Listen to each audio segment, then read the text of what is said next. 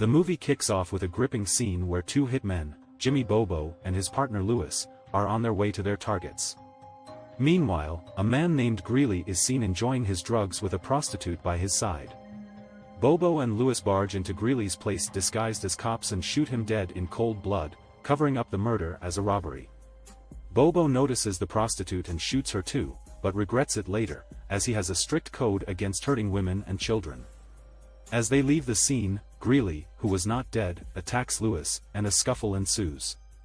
Bobo finishes the job and reminds Lewis of his rule of not harming women and children.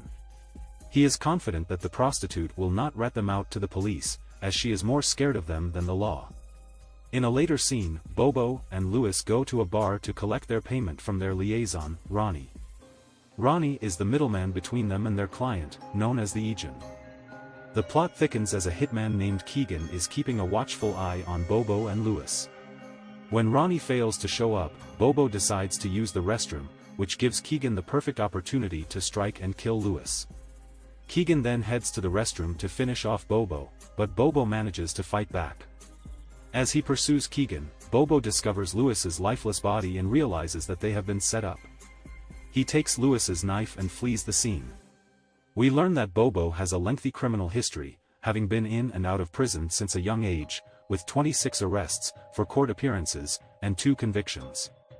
Despite this, he remains steadfast in his career as a hitman. The story takes an intriguing turn as we are introduced to a Washington police officer named Taylor, who arrives in town to investigate the murder of Greeley, a man with potential ties to law enforcement. Upon reaching the police station, Taylor meets with LeBreton and interrogates a prostitute who claims she did not see the killer. However, when LeBreton takes Taylor to see the corpse of Greeley, Taylor recognizes him as a former police colleague from Washington who was fired for various offenses. As Taylor investigates further, he stumbles upon the body of Lewis being dissected and learns that he was a hitman killed around the same time as Greeley. This revelation leads Taylor to believe that their deaths may be connected. He contacts his headquarters and discovers that Lewis had a partner named Bobo.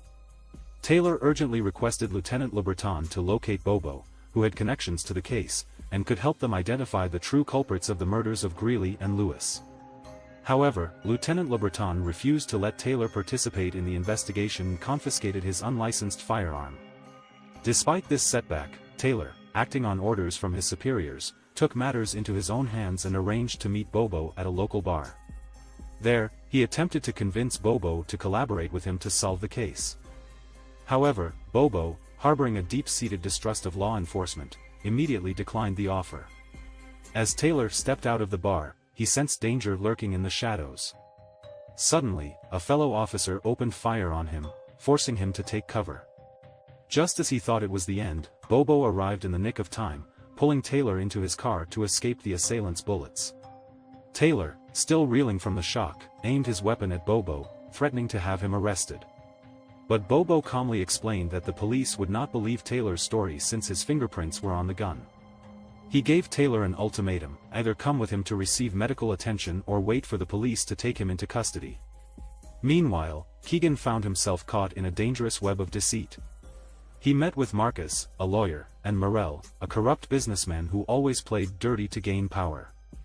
They had ordered Keegan to assassinate both Bobo and Lewis, and now they were demanding he retrieve evidence of their illicit activities. They had paid off congressmen to get contracts in their favor, and the proof was hidden at Greeley's friend's place, which they had learned through one of their crooked police contacts. Bobo drove Taylor to his daughter Lisa's tattoo parlor, warning him to stay put while they resolved the murders of Greeley and Lewis on their own terms. As they got out of the car, Bobo handed Taylor a gun, and then called Lieutenant LeBreton to inform him that he had located Bobo and would soon uncover the truth about the killings. Inside the parlor, Lisa, who had medical training, tended to Taylor's gunshot wound. Meanwhile, Keegan had arrived at Greeley's friend's hideout, where he engaged in a fierce shootout to retrieve evidence of Morel's illegal activities. Back at the tattoo parlor, after Taylor's treatment, he and Bobo set out to locate Ronnie, the person who had paid Bobo to commit the murders. With help from their headquarters, they discovered that Ronnie was at a bathhouse. Bobo instructed Taylor to wait in the car while he confronted Ronnie alone. Bobo confronted Ronnie and accused him of setting him up, demanding to know who paid him to kill Greeley. Ronnie claimed he didn't know and had been contacted by a partner who he had not been paid by. Bobo suggested they team up to find the person who hired them. However, when Bobo asked Ronnie to put on his shirt, Ronnie instead pulled out a gun and tried to shoot Bobo, but the gun was already emptied of bullets by Bobo. Bobo still wanted to kill Ronnie, but his gun failed to fire as the bullets had been taken by Taylor. As they drove towards Marcus's house, Bobo hit Taylor for touching his gun. Despite this, they worked together to locate Marcus's house using information from Taylor's headquarters. Along the way, they learned that Bobo had been discharged from the Navy for selling weapons illegally, and had turned to a life of crime as a hitman. When they arrived at Marcus's house, they found he was hosting a masquerade party. Bobo spotted Keegan among the guests, but with too many people around, he couldn't take action. Meanwhile, Morel was engaged in a shady deal with a congressman he had bribed, discussing the construction of an upscale housing development in the suburbs. Marcus entered the room, but Morel, not wanting him to interfere, asked him to get a drink. Irritated, Marcus decided to add his urine to the drink while he was in the bathroom. However, before he could do so, Bobo and Taylor ambushed him and took him to Bobo's hideout. Fortunately, Morel was aware of Marcus' kidnapping thanks to a police officer on his payroll who had installed GPS on Marcus' phone. Morel quickly located Bobo's hideout and ordered Keegan to eliminate him and Lewis, considering Marcus' safety of secondary importance. As Taylor attempted to interrogate Marcus in a subtle manner, it became apparent that he would not divulge any information. Consequently, Bobo resorted to his own methods, and with a single blow, Marcus quickly admitted that Morel had paid Keegan to eliminate Bobo and Lewis. The aim was to prevent Greeley's death from implicating Morel.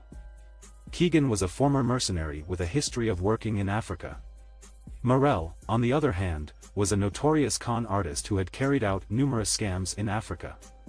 Presently, Morel was up to no good in the city, engaging in fraudulent activities by bribing several officials to buy real estate at a low price. He planned to rebuild the properties and sell them for a considerable profit. All evidence of Morel's bribery was stored on a USB drive that Marcus had in his possession. With the information he needed, Bobo wasted no time in killing Marcus. Meanwhile, Keegan and his men stormed Bobo's hideout, prompting Bobo and Taylor to escape just in time before detonating a bomb in the house. The following day, Bobo invited Taylor to Lisa's house to examine the USB drive obtained from Marcus. The USB revealed that many high-ranking officials, including police judges and politicians, had been bribed by Morel. Taylor promptly contacted Lieutenant Le Breton to report his findings, including the identities of the real culprits behind the murders of Greeley and Lewis, as well as evidence of Morel's bribery scheme. Taylor arranged to meet Lieutenant Le Breton once he arrived in town. As he was leaving, Lisa implored Taylor not to imprison Bobo, but Taylor had no choice given the numerous crimes Bobo had committed. During their car ride, Bobo revealed to Taylor that he was not married and that Lisa was actually the daughter of a prostitute who had passed away 15 years ago.